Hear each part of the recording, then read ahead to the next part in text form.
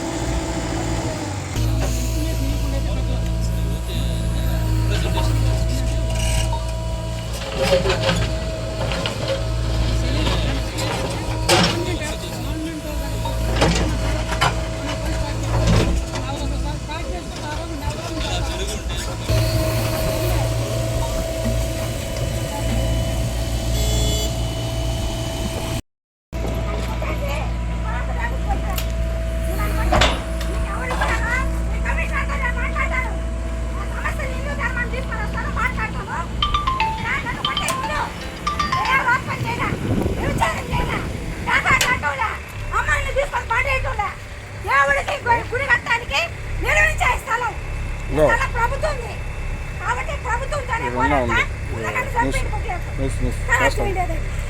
ఏడా ఉంటాను, ఏడా కూర్చుంటా. మీరు నన్ను కొట్టిన ముందు చేసిస్తాను, నన్ను కొట్టిన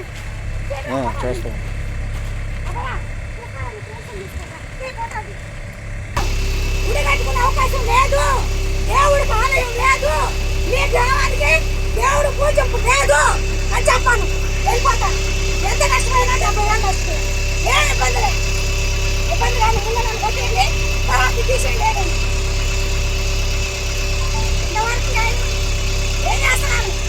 ఒళ్ళేదో ఆడపిల్లకాయలు చేసుకొచ్చారు, ఆటపల్లి చేసుకుంటే అప్పుడెక్కడ పోయింది? అప్పుడెక్కడ పోయాను మీరంతా? చెట్లు ఆడుతున్నారు, అప్పుడెక్కడ పోయారు మీరంతా? వాగి తందనాలు ఆడుతున్నారు, అప్పుడెక్కడ పోయారు మీరంతా?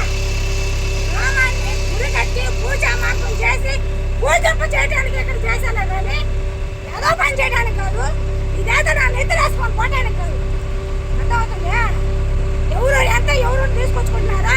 10 గంటలకు వచ్చి 11 గంటలకు వచ్చి కాపురాలు కాయండి. కాపురాలు కాయించు మనం.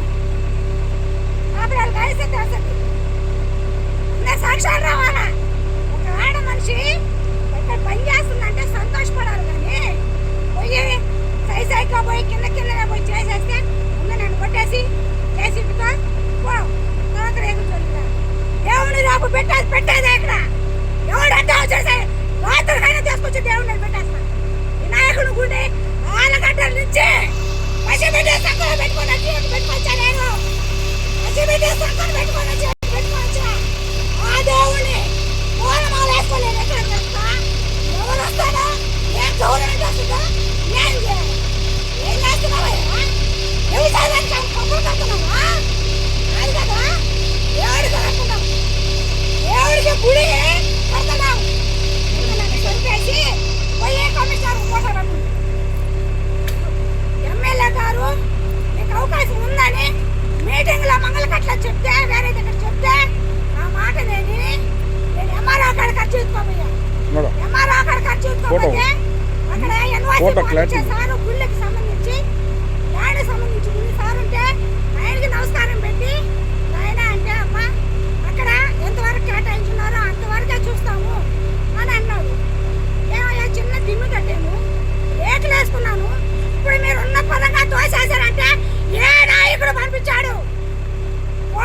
పంపించిందా, బీజేపీ పంపించిందా, ఇక్కడ నీళ్ళ పక్కన పంపించారా? నాకు అది కావాలా.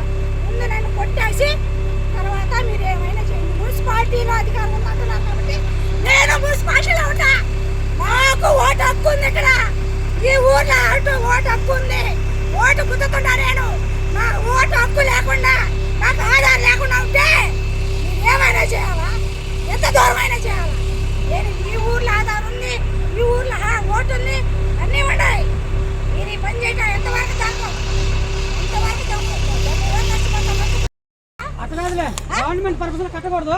ఈ జనాలు ఓట్లు మాత్రం రావాలి గవర్నమెంట్ కి. అది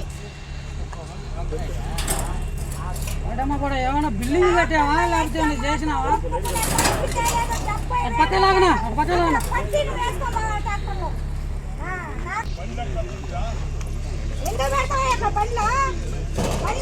సమర్థత ఫౌండేషన్ వస్తే అన్ని మెట్టుకొస్తారు. ఈ మాత్రం రేకులు బండ్లో వేసేదానికి కుదరదు. ఒప్పుకోను. బండ్లో వేస్తే మీరు వేస్తే కదా ఎత్తే అంత అవకాశం వస్తా ఉంటే మీరు స్టార్ట్ చేయండి. అంతసేపా స్టార్ట్ చేయండి.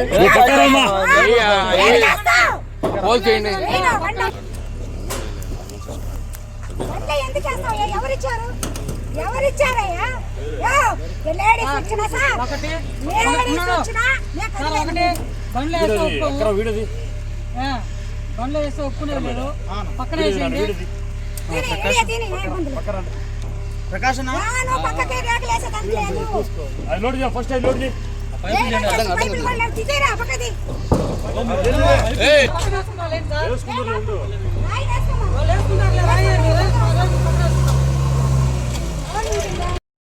రెడ్డి మీటింగ్ నేను విన్న తర్వాత గుడికి అవకాశం ఎందుకు వెళ్ళావు కూడా చెప్పు. ఏ పర్పస్ మీద వెళ్ళావు కూడా చెప్పు. ఫౌండేషన్ తరఫున నేను పోయి మీటింగ్ కాడికి అటెండ్ అయ్యాను. మీటింగ్ కాడికి అటెండ్ అయితే అక్కడ గుడికి అడిగారు. అడిగిన తర్వాత మీకు అవకాశం ఉంది అని చెప్పారు. సరే అవకాశం ఉందన్న తర్వాత ఎంఆర్ ఆఫీస్కి వెళ్ళాను నేరుగా. ఎంఆర్ ఆఫీస్కి వెళ్తే ఎంఆర్ఓ గారు ఏం చెప్పారు? అమ్మ ఈ విషయం మున్సిపాలిటీలో సంబంధించింది, కమిషనర్ అడుగు అన్నారు. కమిషనర్ ఆఫీసులో సార్ అక్కడే తీసుకోబరా పోయి స్థలం